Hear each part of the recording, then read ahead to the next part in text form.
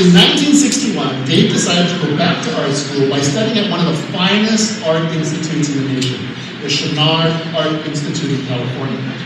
Chouinard. Chouinard. Chouinard. C-H-O-U-I.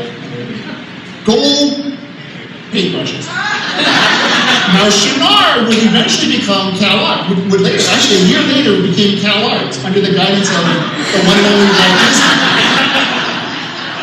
Cal Arts. Cal Arts. It was an opportunity for Dave to return to his beloved West Coast, as well to pursue his studies in animation. Now, on December 28th of that year, courtesy of Lorraine's father, Dave brought his young family to Hawaii for a New Year's Eve visit. Believe it or not, this was the first time that Grandpa Kyujiro would meet his grandson Mitchell. It would also be the first time that Grandpa Kyujiro would meet his son-in-law, Dave. Gaiji. Howdy. Tell Karen Howdy. After 3 days in paradise, Lorraine and Dave looked at each other and decided that this was it. They weren't going back. They were here to stay. And 3 months later, his son Randy was born.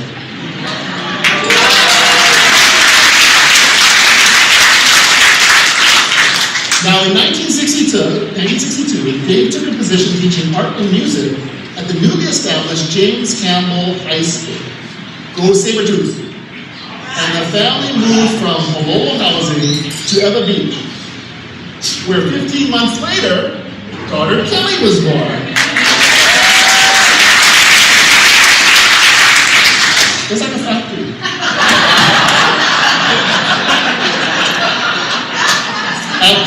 As an art music teacher, Dave realized that not all kids are going to excel at education, or they're not always going to be gifted athletes. Right?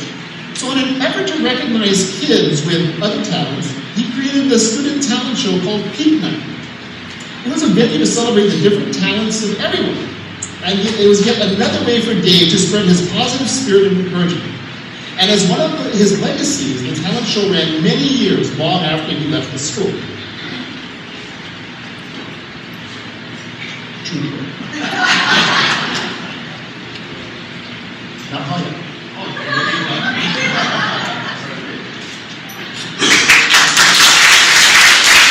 In 1966, Dave took the position of media specialist for the Hawaii State Department of Education, where he worked for the next 19 years until his retirement. It was a position that was created especially for him, as the job description was written with his credentials in mind. As media specialist, Dave created countless cartoons, illustrations, guidebooks, informational graphics, posters, signs, transparencies, brochures, flyers, anything and everything.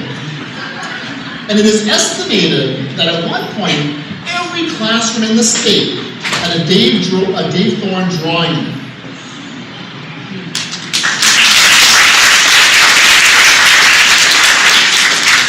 And this is when I, as a young boy, had my Oprah Winfrey moment on the bus. What does that mean? Well, see now, Oprah Winfrey tells the story when she was a poor little black girl in Tennessee, watching TV and seeing Diana Ross on the Ed Sullivan Show. It was the first time she ever saw another girl of color on TV. It was a life-changing event, because up to that point, she had never seen anybody that looked like her. She told herself, she said, if that girl could make it, I could make it. And it opened up a world of possibility and hope. Now, I am not a poor little black girl in Tennessee, but I had the same epiphany while riding the bus as a young boy. I remember riding the bus, and I looked up and I saw this great bus poster up there with these wonderful cartoons. And in fact, they're on one of these boards over here. And there was a guy holding a surfboard and a lady in a movie. And I said, I think somebody in Hawaii drew them. And it was life-changing, because I said, if he could do it, I could do it. Right? Somebody in Hawaii. And it was like a light bulb, wasn't it? And I made a mental note of who that artist was. I looked at his signature and it said, Dave Thorne. And I told myself, I'm going to meet him. Now, while in the theory, Dave did countless chalk talks and cartooning around the state, in schools and throughout the library. And he was in the zone when he was doing these talks. He loved connecting with kids in the audience. And he was invited to do workshops in Micronesia, the Marshall Islands, American Samoa. And in 2000, he was given a grant to teach cartooning in Sri Lanka. This was a trip of a lifetime, with its 5-star hotel accommodation, and was arranged by the 4th highest ranking naval officer in the Sri Lankan Navy, just because he happened to be sitting in the back of one of Dave's class and liked what he saw. And he said, we don't have anything like that in Sri Lanka.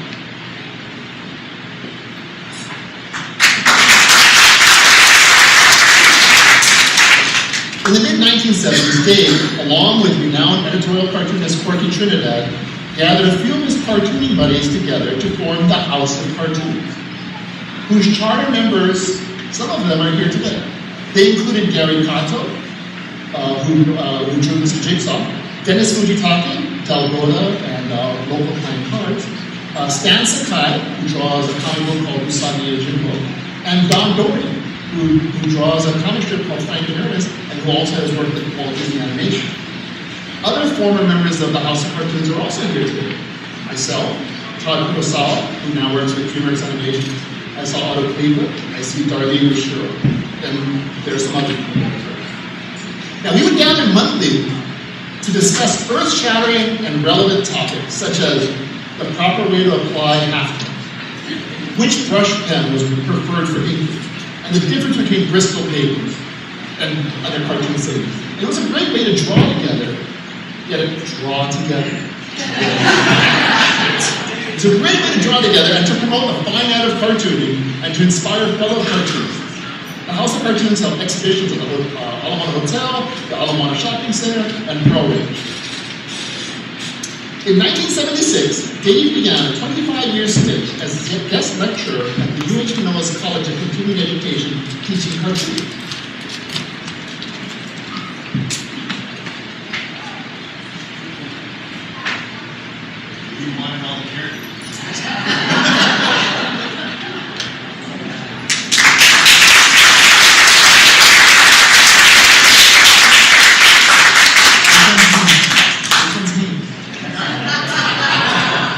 In 1976, Dave began a 25-year stint as a guest lecturer at UH Manoa's College of Continuing Education teaching cartooning.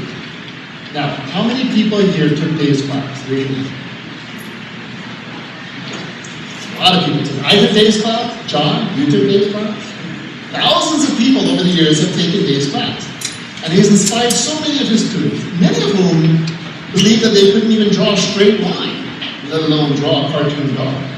And I don't know anyone who ever took one of Dave's classes who didn't love it. And Dave loved that class. He loved teaching class. He often said that out of everything he had done, teaching that cartooning class brought him the most joy.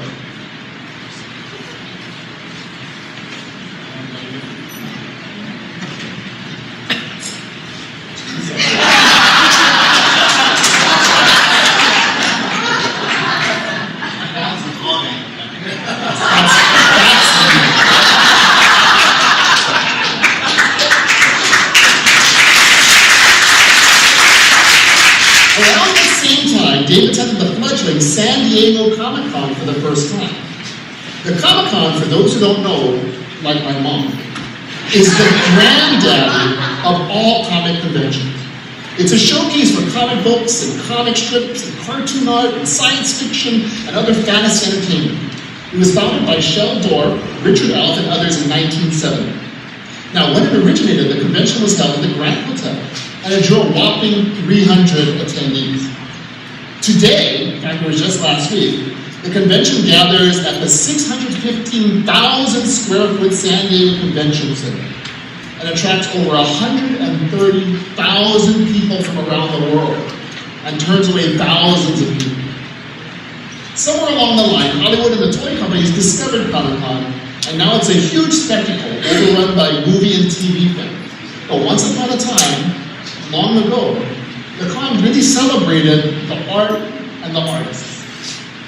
And Dave enjoyed those early years. Running through the convention in the dealer room, Dave was like a kid in a candy store. Ooh, ooh, ooh! Sounds like Dave, right? Ooh, ooh, ooh! He was so excited to find a comic or other collectible, right? He was so giddy with excitement as he planned which workshop or seminar he wanted to go. And he was even more excited to meet famous artists and collect their signatures and sketches. He has volumes of sketchbooks filled with drawings and autographs from famous cartoons. And because of his infectious personality, Dave quickly made friends with many well-known cartoonists by spreading his allure. Now, for those of you who may not follow comics or cartoons, like my mother, believe me when I say that the artists he made friends with were superstars in the world of comics. Think of it this way. If this was a movies convention, Dave would be hanging out with folks like Tom Hanks, or Tom Cruise, or George Clooney, or Brad Pitt. That's how big these cartoonists were.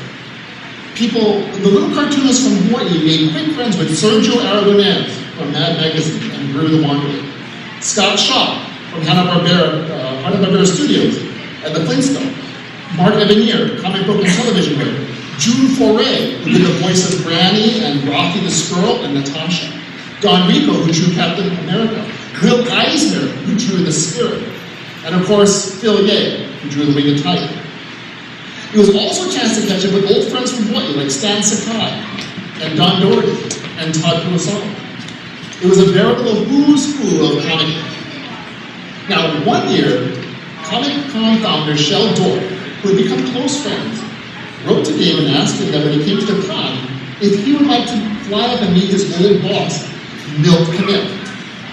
Now, Milt Caniff created a comic strip called Steve Candy. You may have heard of that. And he also created a strip called Terry and the Pirates. Remember when Dave was a little boy in Kalamazoo? This was the creator of that very strip. Dave was so excited. And the note continued.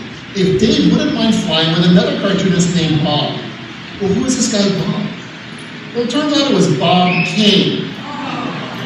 This is the original creator of Batman. Dave nearly died.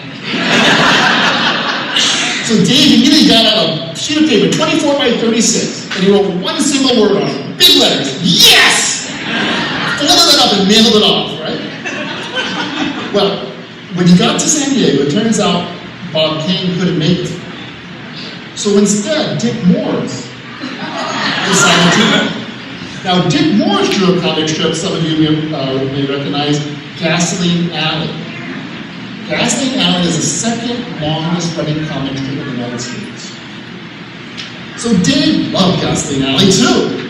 Skeezix? Yeah. So they flew up to Palm Springs together and they had a great time visiting with Milt in his studio. Now, before Milt left for a meeting, he said to Dave, you know what, go through my originals and pick out a strip for yourself and I'll sign it. And so Milt paid for their hotel rooms, and in the morning, he brought them coffee and pastries and drove them to the airport in a Rolls Royce. That experience remained one of the high points in Dave's life. I'm not even going to tell you the story about Joe Kubert, who drew Sergeant Rock and Tarzan, who offered to take Dave and his family in an RV to Sergio Aragonés' house for a party on Hollywood Hills. I mean, Dave had dozens of these stories. And in the 20 years of attending the convention, Dave took dozens of cartoonists from Hawaii to the con, like myself, like John, like Todd, Gary, and Dennis. Dave's great joy was sharing this passion and excitement that he had for comic